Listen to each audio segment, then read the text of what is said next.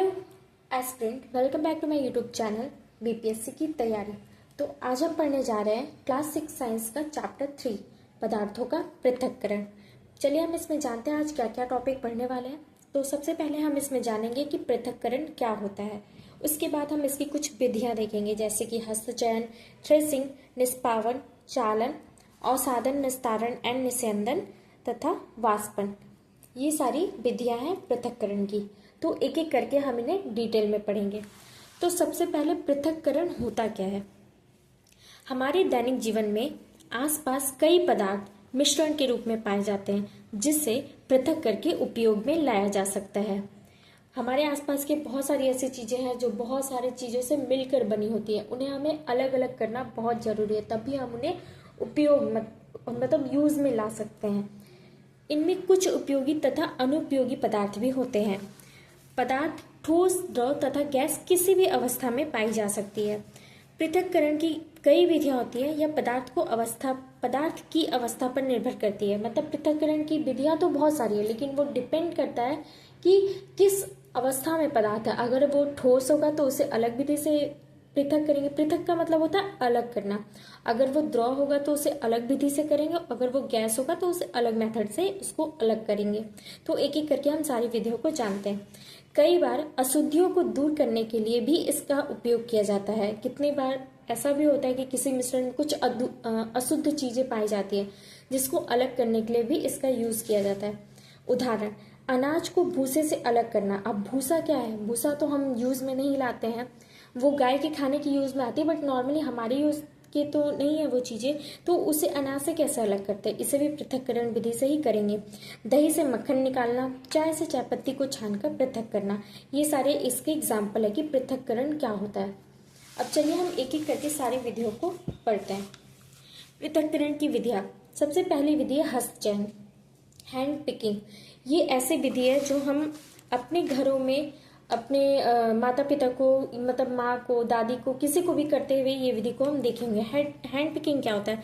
हस्तचयन, गेहूं, चावल तथा दालों में से पत्थर के कण, भूसे आदि सबको हाथ से चुनकर अलग करना। जैसे आपने अपनी मम्मी को या किसी को भी देखा होगा चावल में से कंकड़ ऐसे हाथ से पकड़ पकड़ के पिक कर करके निकालते हुए, तो उसी को हस्तचयन करते हैं। उसमें क्या होता है कि हम जो चावल है या दाल है उसमें से जो अशुद्ध चीजें होती हैं जैसे कंकड़, भूसा, लकड़ी जो भी है उसको हाथ से ऐसे एक एक करके पिक करके निकाल देते हैं। तो ये बहुत कम मात्रा के लिए उपयोगी होता है। मतलब कि जैसे आप घर में चावल बिन लीजिए, दाल बिन लीजिए, या दाल 2 प्रकार की दाल है उसको अलग अलग कर लीजिए, बहुत कम मात्रा में किया जाता है और ये घर में नॉर्मली करे जाने वाला विधि है। नेक्स्ट हम देखेंगे थ्रेसिंग। थ्रेसिंग क्या होता है? सूखे पौधों से अनाज के दानों को अलग करने के प्रक्रम को थ्रेसिंग कहते हैं। इसमें अनाज को पीटकर या बैलों की सहायता से किया जाता है। थ्रेसिंग मतलब कि जैसे पहला एग्जाम्पल बताया था पृथक्करण में, भूसे को अलग करना अनाज से। जैसे कि आप धान, चावल जब खेती होती है तो उस धान को हम तोड़ते हैं, मतलब जो उसका पौधा होता है वो हम खेत से तोड़ तोड़ के उसको इकट्ठा करके उसका बंडल बना के ले जाते हैं। फिर उसमें से जो दाना होता है अनाज का उसको कैसे अलग करेंगे? तो उसको अलग करने के लिए थ्रेसिंग का यूज किया जाता है। ज्यादातर तो पहले पीट पीट कर जो किसान होते थे वो एक एक जो बंडल होता था उसको पीट पीट कर उसमें से अलग करते थे। धान का जो दाना होता था भूसे से अलग होता था। और फिर बैलों से भी किया जाता था। मान लीजिए कि धान का पूरा बिछा दीजिए बंडल, उसके ऊपर बैल को राउंड राउंड 1-2 बैल को बांधकर राउंड राउंड चलवा के, या गाड़ी से भी किया जाता था, बैल गाड़ी से भी किया जाता था। लेकिन अब ज्यादातर घरों में थ्रेसिंग मशीन का उपयोग मतलब करने लगे हैं लोग। थ्रेसिंग मशीन से बहुत इजीली धान में से चावल को अलग किया जाता है, या फिर जो गेहूं का वो होता है भूसा होता है, भूसे में से गेहूं को अलग किया जाता है। तो थ्रेसिंग मशीन का भी यूज किया जाता है। निष्पावन को इंग्लिश में विनोइंग कहते हैं। विनोइंग क्या होता है? वायु तथा पवन द्वारा मिश्रण में से भारी तथा हल्के अणुओं को पृथक करने की प्रक्रिया को निष्पावन कहते हैं।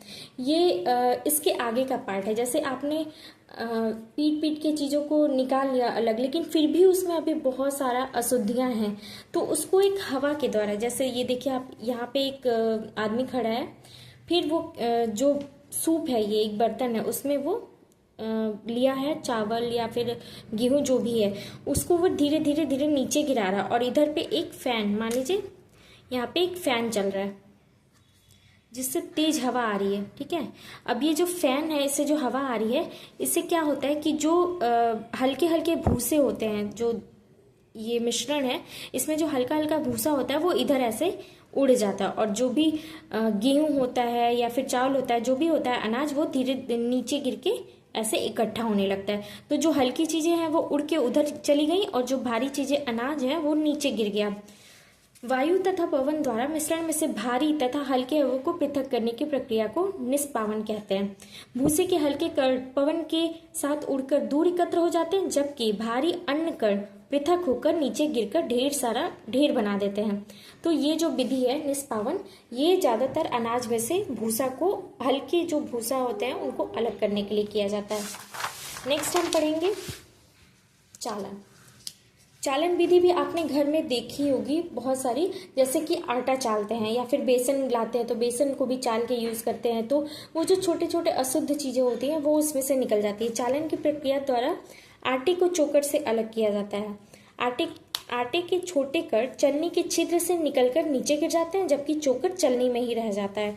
इसका प्रयोग बालू से कंकड़ को अलग करने में भी किया जाता है। जैसे जहां आपने देखा होगा घर बनता है तो वहां पे भी आप बालू को क्या करते हैं वो करने के लिए, मतलब जिसमें से कंकड़ वंकड़ निकालने के लिए एक बड़ी सी चलनी लगा के बालू को भी चाला जाता है। तो इन चीजों में चलनी का उपयोग होता है। घर में भी आपने देखी होगी चलनी, जिससे आटा चाला जाता है। तो ये भी ज्यादातर घर में यूज होता है और बाहरी चीजों में भी यूज होता है। अब नेक्स्ट है अवसादन, निस्तारण एंड निस्यंदन। ये तीनों को हम एक साथ देखेंगे। अवसादन, इसे इंग्लिश में सेडिमेंटेशन भी कहा जाता है। जल में कोई ठोस जैसे बालू, मिट्टी आदि मिलाने पर यह अपने भारीपन के कारण नीचे तल में बैठ जाता है, तो इस प्रक्रिया को अवसादन कहते हैं। जैसे कि आप एक गिलास पानी लीजिए, ठीक है, उसमें कोई ठोस चीज जैसे बालू या मिट्टी, कोई ठोस चीज आप 1-2 चम्मच डालिए, तो आप कितने बार देखे होंगे कि वो नीचे जाके तल पे बैठ जाता है। तो जो वो तल पे बैठता है ना, उसी को अवसाद कहते हैं। और जो धीरे से उसको बिना हिलाए ग्लास को आप अगर धीरे धीरे पानी निकाल देंगे तो वो जो पानी निकलने की प्रक्रिया है उसे ही निस्तारण कहते हैं। इसे इंग्लिश में डिकेंटेशन भी कहा जाता है। तो जो अवसादन की प्रक्रिया क्या हुई कि वो नीचे नीचे धीरे धीरे नीचे तल में बैठ गया, और जो उसमें से आपने धीरे से पानी निकाल दिया उसे निस्तारण कहते हैं। ये दोनों प्रक्रिया जो होती है वो घर में आपने देखा होगा, कई बार चावल दाल को घर में बनाने से पहले धोया जाता है। तो जब हम उसे धोते हैं तो उसमें हम क्या करते हैं, चावल को ऐसे ऐसे मिक्स करके पानी से धो लिया, और उसके बाद धीरे धीरे उसमें का जो पानी होता है वो बाहर निकाल देते हैं। तो पानी के साथ देखते हैं कितनी बार अशुद्धियां जो होती है वो बाहर निकल जाती हैं। तो इस प्रक्रिया को अवसादन और निस्तारण कहते हैं।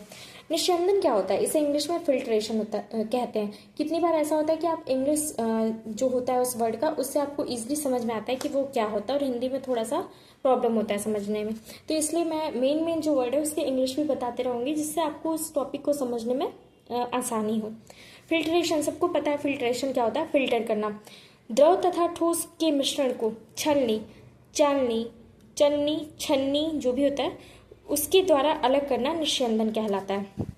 जैसे चाय से चाय पत्ती को छानना और पनीर फाड़कर छानकर अलग करना। जैसे आप पनीर, कितनी बार दूध से पनीर बनाते वक्त उसमें सिरका या नींबू डाला जाता है, जिससे क्या होता है कि वो जो पनीर होता है वो इकट्ठा हो जाता है और नीचे पानी पानी बैठ जाता है। तो उसको भी आप छन्नी की सहायता से छान सकते हैं, या फिर कितनी बार ऐसे कपड़े, सूती कपड़े में ऐसे डाल के उसको पानी पूरा निकाल दिया जाता है और पनीर को ऐसे इकट्ठा बांध दिया जाता है। तो वो भी क्या हुआ, फिल्ट्रेशन हुआ। उसमें जो भी एक्स्ट्रा पानी था, जो दूध पानी बन गया था, पनीर फटकर उसको निकाल दिया गया, तो उसे क्या कहते हैं, फिल्ट्रेशन कहते हैं। अब नेक्स्ट हमारा जो विधि है वाष्पन विधि है।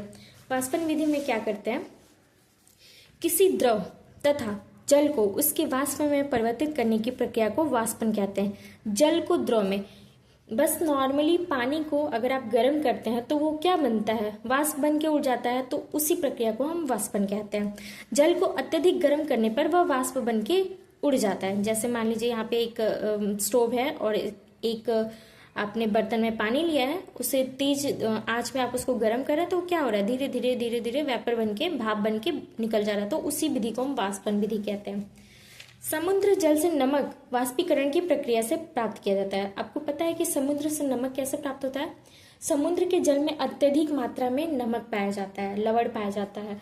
तो कई बार ऐसा होता है कि जहाँ पे समुद्र मतलब समुद्र के पास नमक निकाला जाता है, वहाँ क्या होता है कि साइड में, समुद्र के साइड में कुछ क्यारियाँ बना दी जाती है। जैसे क्यारियाँ मतलब घेर के कुछ चौकोर तरीके से घेर के कुछ क्यारियाँ, मतलब आसपास ऐसे घेरा जाता है और बीच में खाली स्थान रहता है, क्यारियाँ बना दी जाती है, जिसमें क्या होता है कि ऐसे समुद्र का पानी आता है और इसमें कुछ पानी जैसे झटके में लहर आई और यहाँ पे पानी इकट्ठा हो गया, तो कुछ पानी यहाँ पे इकट्ठा रह जाता है। तो वो पानी धीरे धीरे क्या होता है, धूप होती है तेज, वहां से वो वाष्प बन के पानी उड़ जाता है और इस क्यारियों में नमक बच जाती है। तो पानी क्या हुआ, वाष्प बन के उड़ गया और बचा क्या उसमें, नमक। तो इस वाष्पन का जो प्रयोग है वो समुद्र से नमक को अलग करने के लिए भी किया जाता है। दूध से खोया निकालने के लिए भी किया जाता है। दूध को क्या करते हैं, आप जलाते जाते हैं तो उसमें जो मतलब पानी भाप बन के दूध उड़ जाता है और बचता क्या है, खोआ। गीले कपड़े सुखाना, कपड़े जो गीले होते हैं वो धूप में डालने पे कैसे सूखते हैं, उसमें एक जो पानी होता है वो वाष्प बन के उड़ते जाता है, तो गीले कपड़े सुखाना भी इसका एक एग्जाम्पल है। और शुद्ध जल प्राप्त करना, शुद्ध जल क्या, ज़्यादातर नमक पानी को भी आप गर्म कीजिए तो उसमें से जो गर्म होकर निकलता है वो शुद्ध जल होता है, बाकी जो उसकी गंदगी होती है वो नीचे बैठ जाती है। तो शुद्ध जल जैसे वाष्प बन के निकल रहा है उसको आप फिर कहीं पे स्टोर कर लीजिए, ऐसे इकट्ठा करके वो वाष्प फिर ठंडा होकर जल बन जाता है। तो इसके लिए भी वाष्पन की प्रक्रिया अपनाई जाती है। नेक्स्ट हम वाष्पन और संघनन दोनों एक साथ पढ़ेंगे। संघनन क्या होता है, कंडेंसेशन। संघनन जैसे दो प्रक्रिया, वाष्पन और संघनन दोनों प्रक्रिया का यूज किया जाता है कितनी बार, चीजों को अलग करने के लिए। एक से अधिक जो विधियां होती हैं उनको यूज किया जाता है कुछ चीजों को अलग करने के लिए। चलिए हम इसका एग्जाम्पल देखते हैं। जैसे जल को गर्म करने पर वह वाष्प बन जाता है, उस वाष्प को पुनः ठंडा करने पर वह फिर से जल में परिवर्तित हो जाता है। इस प्रक्रिया को ही संघनन कहते हैं। जैसे देखिए यहाँ पे आपने स्टोव में पानी रख के बर्तन में गर्म किया, ठीक है, वो ऐसे वेपर पानी जो हो रहा है वो वाष्प बन के ऊपर जा रहा है। यहाँ पे आपने एक बर्तन लगाया, एक थाली या प्लेट कुछ भी लगाया और उस प्लेट में ऐसा प्लेट है कि इसको थोड़ा सा टेढ़ा किया, तो ये क्या हो रहा है, जो वाष्प बन के ऊपर जा रहा है वो धीरे धीरे इसमें ऐसे चिपक जा रहा है। चिपक के और इस प्लेट के ऊपर आप बर्फ रख दीजिए, बर्फ का टुकड़ा रख दीजिए, तो वो तुरंत क्या हो रहा है, ठंडा हो के, और इस प्लेट को टेढ़ा कीजिए तो यहाँ से पानी बन के निकल रहा है। आप इसको यहाँ पे इकट्ठा कर सकते हैं। तो पानी क्या बना, पहले वाष्प बना और वाष्प को आप ठंडा करके क्या बना दिए, पुनः पानी बना दिए। तो इसी प्रक्रिया को संघनन कहते हैं। जैसे ये देखिए एग्जाम्पल, जल को गर्म किया, वाष्प बना, वाष्प को ठंडा किया तो फिर से जल बन गया। यही जो प्रक्रिया होती है वो संघनन कहलाती है। इसका एग्जाम्पल है जैसे वर्षा होना। वर्षा कैसे होती है, जैसे कि नीचे जो समुद्र में या नदी में पानी होता है, ये सब बहुत ज्यादा ऐसे धूप गर्मी पड़ती है ना, तो वो क्या होता है, भाप बन के ऊपर जाता है, ऊपर जाके वहां पे उसको वातावरण ठंडा मिलता है तो वहां पे बादल ऐसे ऐसे बन जाता है। फिर वो बादल क्या होता है, ऐसे जब भारी, बहुत ज्यादा मात्रा में भारी होने लगता है ये बादल, तो वो पानी बन के ऐसे बरसने लगता है। तो इसी प्रक्रिया को, मतलब ये जो वर्षा की प्रक्रिया है, ये भी संघनन के द्वारा होती है। नमक और रेत के मिश्रण को अलग करने के लिए भी वाष्पन और संघनन का प्रयोग किया जाता है। नमक, मान लीजिए जैसे आप एक बीकर लिए, मतलब एक ग्लास लिए, ठीक है, उसमें आप 1 चम्मच नमक और 1 चम्मच रेत लिए हैं। अब इसको अलग कैसे करेंगे, तो इसके लिए हम इसमें क्या करेंगे, जल मिला लेंगे, ठीक है। फिर इस चीज को हम ऐसे गर्म करेंगे, स्टोव पे रख के ऐसे गर्म करेंगे इस ग्लास को। जब हम गर्म करेंगे तो वो जो पानी है वो ऐसे उड़ जाएगा भाप बन के, ठीक है। भाप को आप इसी संघनन की प्रक्रिया से ऐसे इधर निकाल लीजिए। तो भाप के साथ जो जल गया है उसमें नमक जरूर मिला होगा, क्योंकि नमक घुलनशील पदार्थ है, ठीक है, और वो पानी में पूरी तरीके से मिक्स हो जाता है।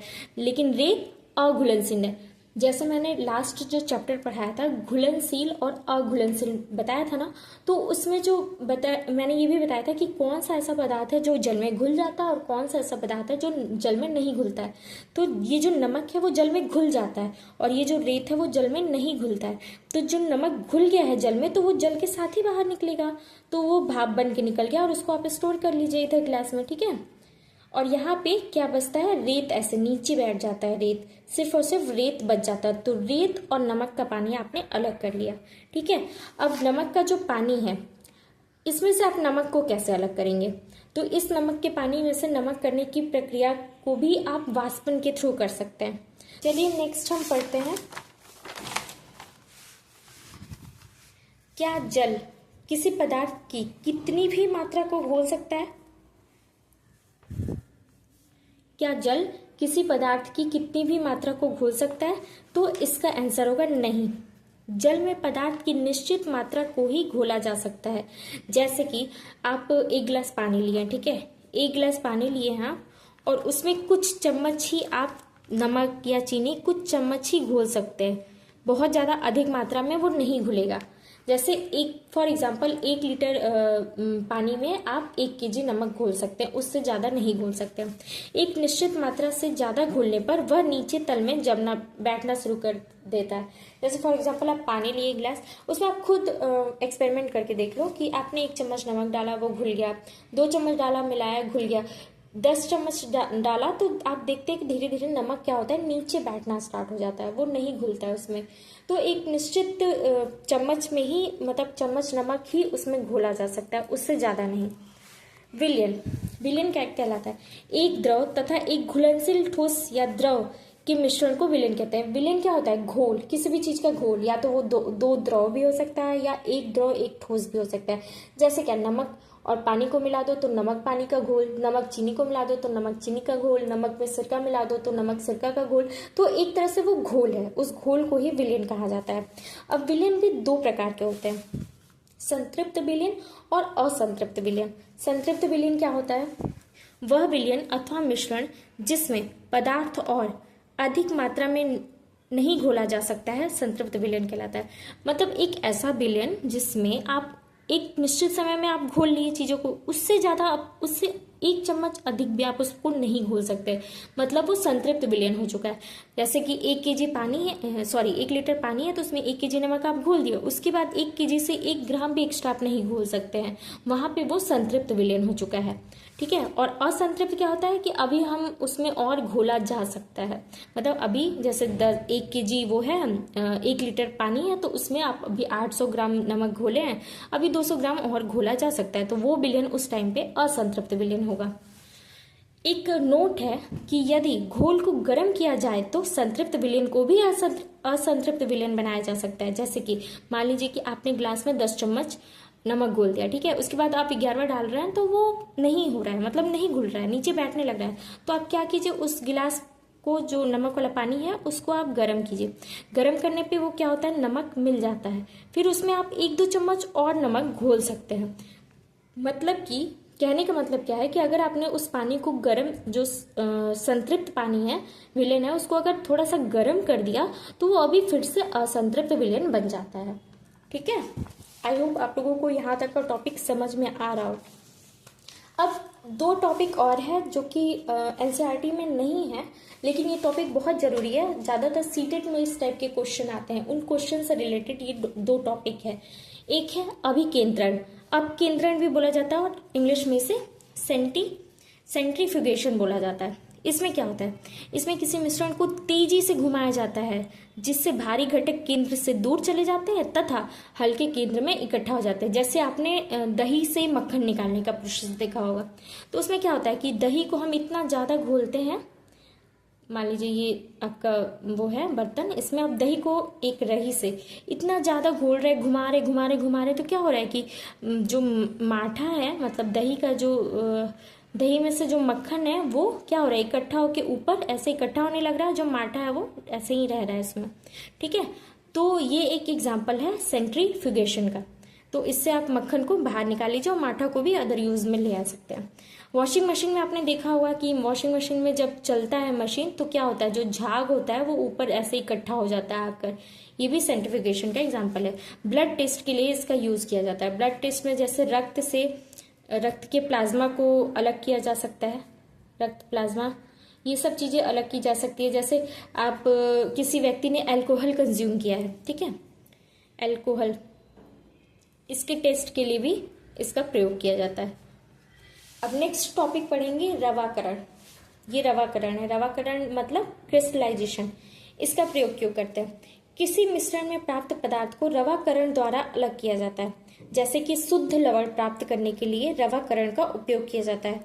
फॉर एग्जाम्पल, समुद्र जल से प्राप्त नमक में कई प्रकार की अशुद्धियां होती है। रवाकरण विधि द्वारा अशुद्ध नमक से शुद्ध खाने वाले नमक को प्राप्त किया जाता है। इस प्रक्रिया को क्रिस्टलीकरण भी कहा जाता है। रवाकरण क्या है? मतलब आप किसी द्रव में से क्रिस्टल फॉर्म में नमक को आप अलग कर लिए, ठीक है। फिर उस अशुद्ध नमक को भी आप शुद्धिकरण मतलब शुद्ध कर सकते हैं, किसके थ्रू? क्रिस्टलीकरण के थ्रू। तो ये हमारा आज का चैप्टर है, चैप्टर 3। इसका कोई भी टॉपिक अब नहीं रह रहा है, चैप्टर 3 पूरा कंप्लीट है। अब इसके नेक्स्ट वीडियो में हम इससे रिलेटेड जितने भी क्वेश्चन होंगे, जितने भी इंपॉर्टेंट क्वेश्चन है उसको देखेंगे, उसे सॉल्व करेंगे। तो चलिए वीडियो में आप बने रहिए आगे। और अगर आप लोगों को मेरी वीडियो पसंद आती है तो प्लीज़ लाइक, शेयर और सब्सक्राइब करिए, ताकि मुझे थोड़ा मोटिवेशन मिले और मैं ऐसे ही वीडियो आप लोगों के लिए मेहनत कर करके लाती रहूँ। तो तब तक के लिए please like, share and subscribe. Thank you.